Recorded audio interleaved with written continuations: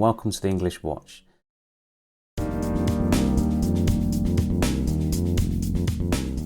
Hello and welcome to the English Watch. In this episode we're going to look at how to adjust the bracelet on your Rolex Submariner or any other Rolex that has an Oyster or a Jubilee bracelet. The process is the same. I'm going to show you what tools to use, what techniques I use to protect the watch and to remove the pins and screws and add or remove links as necessary to size the watch that's perfect for you. Now before we get started, don't forget, please like this video if you find it useful. Please subscribe to the channel, it really helps boost the numbers and it gives me an appreciation of how well my videos are performing and that the content is useful to the viewers. Please also don't forget to check out theenglishwatch.com. I'll be placing this video on there along with some extra text and images in my hints and tips section. Right, before we get started, because this is a Rolex, it has adjustment in the clasp. So some of the professional models have the glide lock, where the clasp allows you to adjust on the fly with a sliding mechanism in and out like this. Now this is very handy for those micro adjustments, so when your wrist shrinks and grows throughout the day, depending on how hot or cold it is, it allows you to give a little bit of adjustment. Now some of the professional models and some of the other models have a quick link where you've got one effectively half link adjustment only, but nonetheless this technique is the same. So before we start, what we should do is make sure that the clasp is set in the middle position. That way you've got adjustment both ways and then you don't add or remove too many links.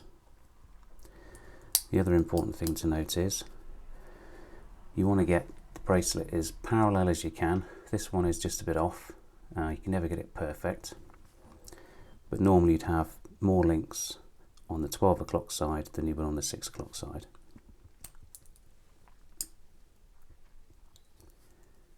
This is because of the geometry of the clasp and the bracelet. And then if I just nudge this in a little bit, let's say it was a colder day, and close that back up again, you can see that it's pretty much parallel. And obviously these two flat portions conform to the flatness of your wrist. See, my wrist is quite flat across the top and the bottom, and that's pretty perfect. So just showing you what that looks like. There you go, that's the perfect setting for me.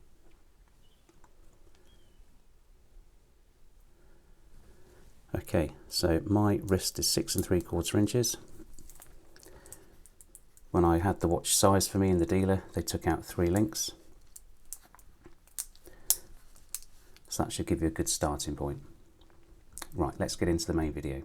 Before we get started, one thing to make sure is that we use some protection. So I like to use some polyamide tape. I'm also going to use a microfiber cloth, a watch block for steadying the bracelet, a decent quality 1.6mm screwdriver, some Loctite 222, a low yield thread locker, and a bit of pegwood or a cocktail stick. So what we're going to do is we're going to lay the microfiber over the block. Now this block will scratch your bracelet if you're not careful, so just putting a microfiber over there helps prevent any damage. And then we're going to place the bracelet into the slot. So the screw that we want to remove is exposed. This is the one we're going to go for here. I'm now going to take some of my polyamide tape and just place it over the screw and the link like this.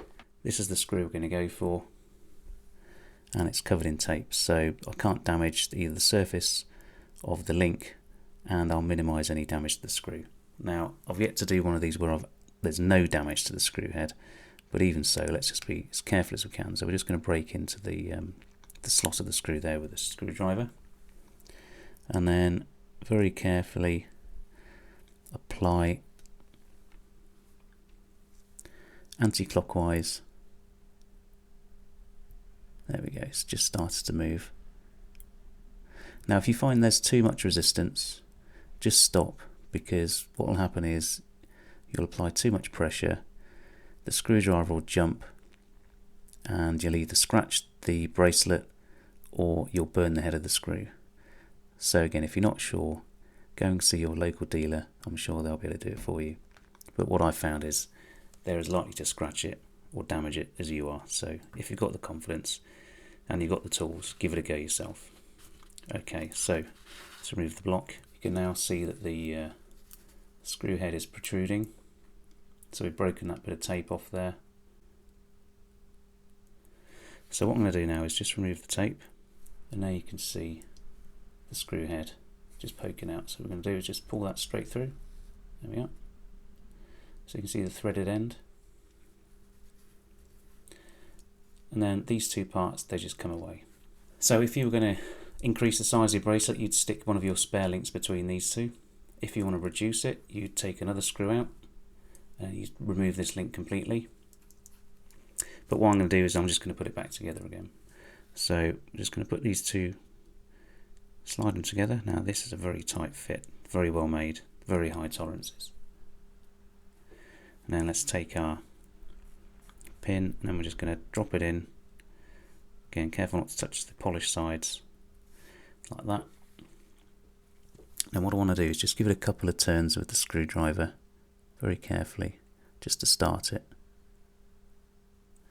Right, that's now started. And then I'm going to turn it over, and at this point we're going to apply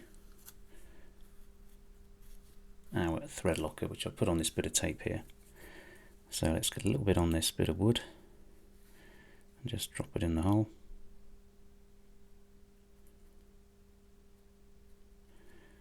Okay, and then we're going to turn it over again. Now what I want to do here is just tighten it down enough so that the screw head is almost flush, and then we'll go back in with the tape. Again, if you're not very steady, it's worth taping it from the start, but I'm not. So let's just wind that down.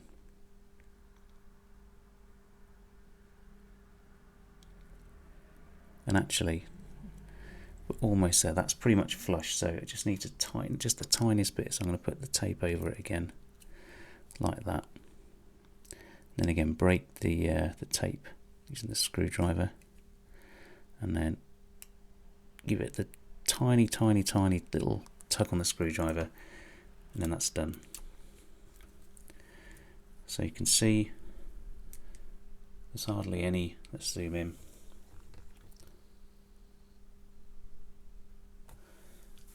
So little to no damage on the screw head. Then if we turn it over, you'll see where the Loctite is just coming through there. And what we'll do is just get a bit of a rag and just wipe that off. There you go. And then if there's any residue, you can always get that with a bit of soapy water.